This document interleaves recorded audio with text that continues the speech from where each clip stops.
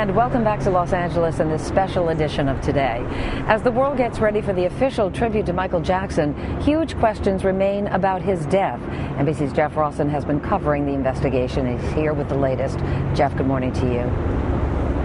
Meredith, good morning. Good to see you. Hard to believe it's been nearly 2 weeks, 12 days to be exact, since Michael Jackson died. And here we are, the day of the public memorial service and the private burial about a mile from here.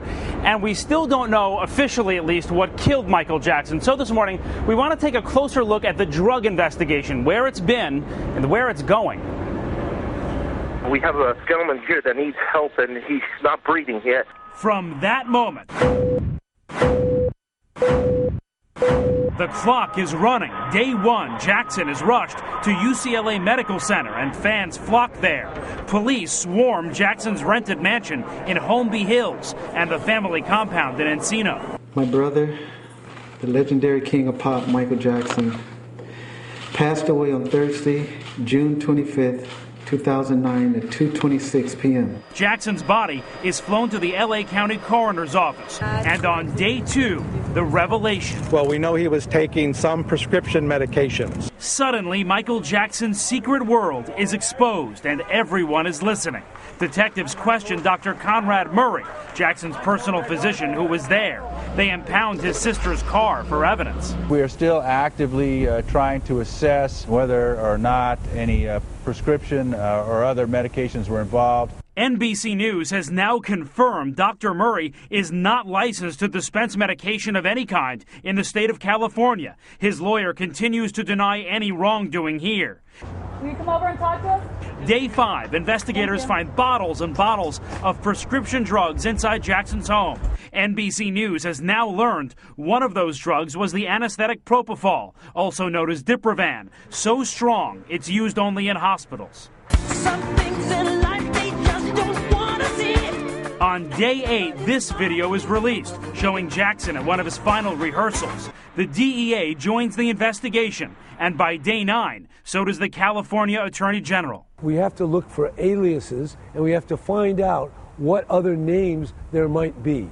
Now, according to published reports, authorities are focused on 5 doctors who supplied Jackson with the drugs that may have killed him. It's going to ruin a lot of people's lives. John Nazarian is a seasoned investigator who's worked high-profile cases, including the death of Anna Nicole Smith. And I think you're going to see some heads spinning really fast here. I don't think it's going to take a year. I don't think it's going to take months.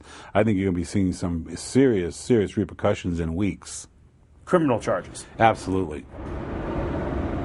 Many of the pill bottles and the pills themselves that police found inside of Jackson's Holmby Hills mansion had no labels on them. In fact, many of the bottles also had other people's names, so the prescriptions were written to absolutely aliases, not Michael Jackson himself.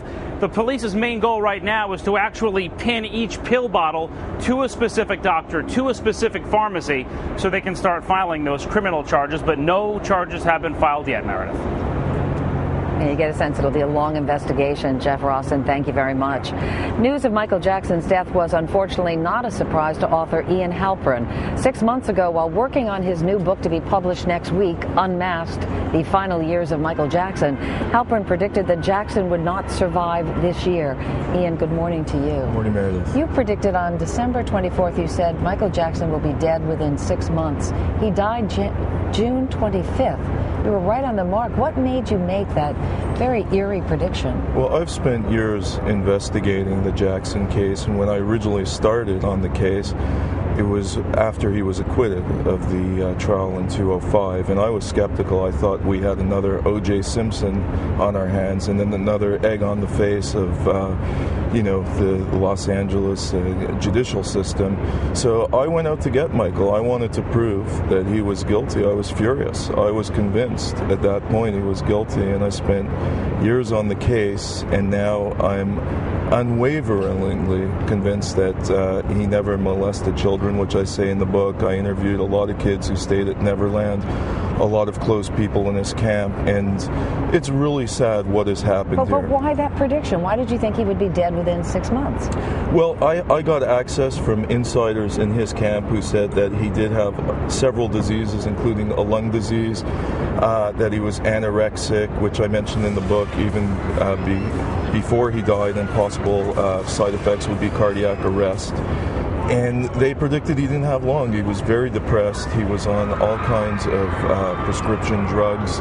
And it's a very sad story, the way this man just spiraled into this abyss and was never able to get out of it. And yet we looked at that video in Jeff's piece that was taken, it was during the rehearsals for the London tour, and the organizers of the event used that to say, look, he was in great shape.